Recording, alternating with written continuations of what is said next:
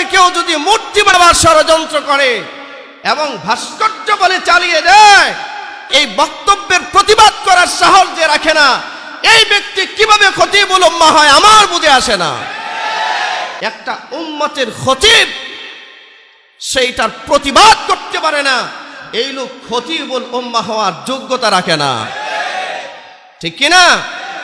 এটা ওর নামের আগে মানায় না। এটা খতিবুল উম্মাহ মানে উম্মতের খতিব, উম্মতের জাতীয় ইস্যুগুলোর মধ্যে ইসলাম এবং মুসলমানদের এই ইস্যুগুলোর মধ্যে ওর বক্তব্য থাকতে হবে। এই বক্তব্য যদি না থাকে তাহলে ওরেও বুঝতে হবে মতলববাজ।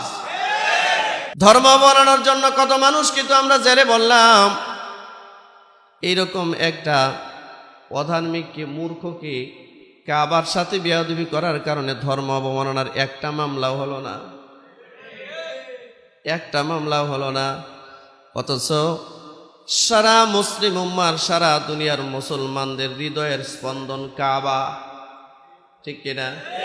আমরা যে কাবার দিকে মুখ করে সিজদা করে নামাজ আদায় করি, সালাত আদায় করি, এই কাবাকে কেউ যদি মূর্তি বলে, অথচ মুসলমান বুঝে হোক না বুঝে হোক তার প্রতিবাদ করে না, তো তোমার ইমান কেমন ঘুমন্ত ইমান আমার বুঝে আসে না। তুমি যে কাবার দিকে তাকিয়ে সিজদা দাও, এই কাবাকে কেউ যদি মূর্তি বানাবার ষড়যন্ত্র করে এবং ভাস্কর্য বলে চালিয়ে দেয়, এর বিচার তো সারা বিশ্ব মুসলিমদের সামনে হওয়া উচিত, ঠিক কিনা? এর এমন চূড়ান্ত শাস্তি দেওয়া উচিত যে মুসলিমদের কাবা নিয়ে কোনোদিন যেন এই কটূক্তি আর কোনোদিন করতে না পারে। একটাও প্রতিবাদ হলো না,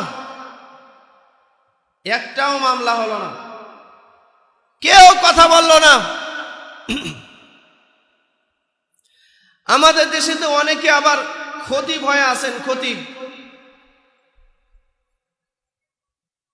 যিনি উম্মতের খতিব হয়ে গেছেন, উম্মতের খতিব হওয়ার পরেও কাবাকে যে স্ট্যাচু বলল, কাবাকে যে ভাস্কর্য এবং মূর্তির সাথে একটা উদাহরণ দিল, খতিবুল উম্মাহ এরকম একটা এই বক্তব্যের প্রতিবাদ করার সাহস যে রাখে না, এই ব্যক্তি কিভাবে খতিবুল উম্মাহ হয় আমার বুঝে আসে না, ঠিক কিনা? এই ব্যক্তি খতিবুল উম্মাহ হতে পারে না। কাবাকে যে ব্যক্তি ভাস্কর্য বলে, কাবাকে যে ব্যক্তি স্ট্যাচু বলে, আর একটা উম্মতের খতিব সেইটার প্রতিবাদ করতে পারে না, এই লোক খতিবুল উম্মাহ হওয়ার যোগ্যতা রাখে না, ঠিক কিনা? এটা ওর নামের আগে মানায় না, এটা তার নামের আগে মানায় না। খতিবুল উম্মাহ মানে উম্মতের খতিব, উম্মতের জাতীয় ইস্যুগুলোর মধ্যে ইসলাম এবং মুসলমানদের এই ইস্যুগুলোর মধ্যে ওর বক্তব্য থাকতে হবে। এই বক্তব্য যদি না থাকে তাহলে ওরেও বুঝতে হবে মতলববাজ, ঠিক কিনা? সম্মানিত উপস্থিতি, কাবাকে স্ট্যাচু বলল, কাবাকে স্ট্যাচু বলল, এটা কি আপনার ভিতরে আঘাত নাই? আছে আঘাত? কি বুঝে আঘাত? কই দেখলাম না তো, বুঝলাম না তো। কাবাকে যে ব্যক্তি স্ট্যাচু বলল, এর বিরুদ্ধে কারা কারা আছেন একটু হাত দেখান, ঠিক আছে? আপনার মতো সাধারণ মানুষ হয়ে যদি এটার প্রতিবাদ করতে পারেন, তো একজন খতিবুল উম্মাহ তিনি কেন এটার প্রতিবাদ করবেন না, ঠিক কিনা? এটা তো করা উচিত। আমরা রিসপেক্ট করি তাকে, মর্মাহত হয়েছি তার একটা বক্তব্য শুনে গতকালকে, আশ্চর্য হয়েছি। সব ইস্যু বাদ দেন, আপনার কোনো ইস্যুতে যাওয়া লাগবে না, যার যেটা করতে মন চায় করুক। আলেমদের দায়িত্ব হচ্ছে সঠিকটা জাতির সামনে উপস্থাপন করা, ঠিক কিনা? কে মানলো কে মানলো না এটা তার ব্যাপার, তার মতো সে করতে পারে, করুক। কিন্তু কাবাকে যে ব্যক্তি স্ট্যাচু বললো, আমার কথা অন্যদিকে নয়, আমার কথা এই জায়গায় যে কাবাকে যে ব্যক্তি স্ট্যাচু বললো, কাবাকে যেই ব্যক্তি একটা ভাস্কর্য এবং মূর্তি বলার অপচেষ্টা করেছে, এই ব্যক্তির বিরুদ্ধে একটা বক্তব্য আপনার জবান থেকে আসে নাই, আপনি কোন মতলবে ওয়াজ করেন আমার বুঝে আসে না, ঠিক কি না? কি বুঝাতে চান? এই জন্য আমার ব্যক্তিগত একটা অপিনিয়ন আপনাদের সামনে শেয়ার করতে চাই। আমার জীবনে আমার যতগুলো বয়ান আছে প্রত্যেকটা বয়ান রিসার্চ করবেন, দেখবেন আমি ব্যক্তিগতভাবে কোনো মানুষের উপরে কথা বলার মানুষ আমি নই, কোনো আলেমকে নিয়ে কোনোদিন আমি কোনো কথা বলি নাই। যতটুকু সঠিক, যেটা না বললে নয়, উম্মত বিভ্রান্ত হচ্ছে, এই জায়গায় কথা বলতেই হবে। এটা না বললে নিজের মুনাফিকের বহিঃপ্রকাশ হবে, ঠিক কি না? এটা কোন কথা যে আমাদের বাপদাদারা দেখতেছে? বাপদাদারা তো অনেক কিছুই দেখতেছে,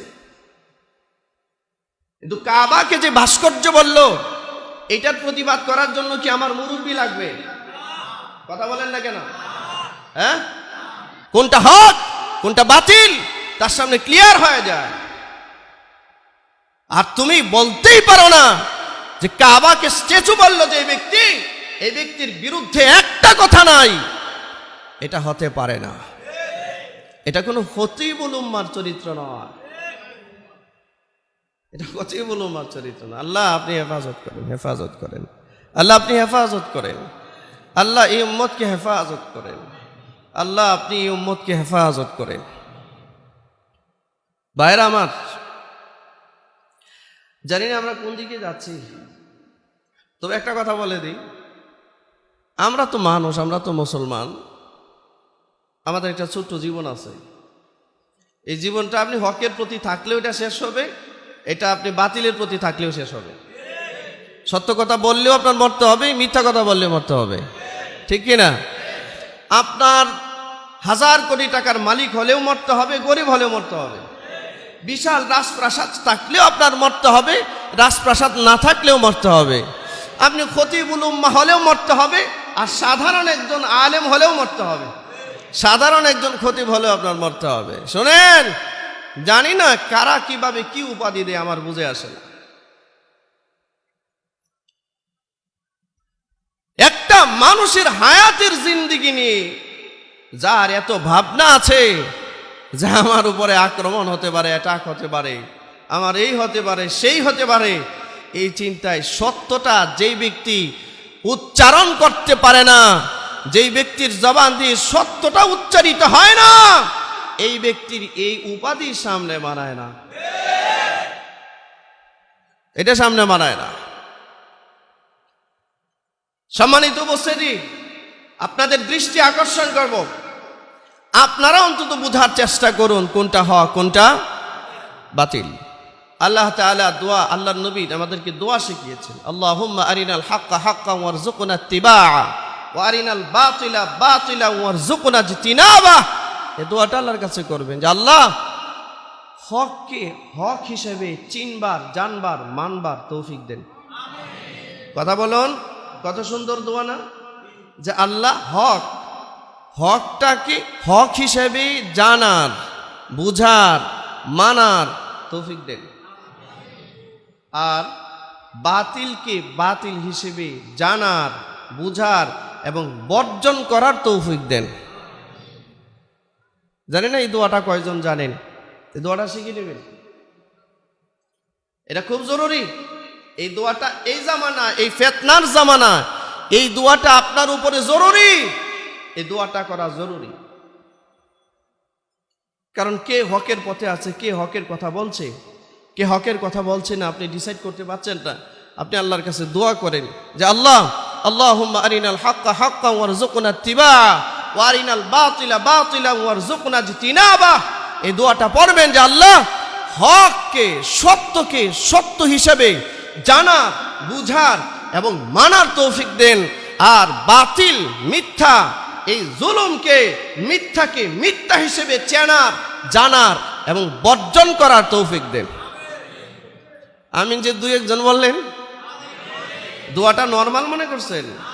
এই সময় এই দোয়াটা কি খুব ছোট দোয়া না? সবচেয়ে কার্যকরী দোয়া এটা, সবচেয়ে কার্যকরী দোয়া। আমিন জোরে বলুন। প্রিয় ভাইয়েরা আমার, হক চিনবার মতো দেমাগ আল্লাহ তাআলা মানুষকে সেট আপ করছেন, দিয়েছেন। অনেক মতলব বাজরা হক বুঝার পরেও হকের বিরোধিতা করে, নানান চলে বলে কৌশলে একটা গুজামিল ব্যাখ্যা উপস্থাপন করার চেষ্টা করে, ঠিক কিনা? গুজামিল আপনি মানুষকে দিতে পারবেন, গুজামিল আপনি আপনার রবকে দিতে পারবেন না, যিনি আলিমুম বিদাতিস সুদূর, যিনি বান্দার অন্তঃকরণের ভিতরে কোন কথার উদয় হয় এটাও জানেন। সুবহানাল্লাহ। এই রবকে আপনি ফাঁকি দিতে পারবেন না। অতএব ভয় করুন,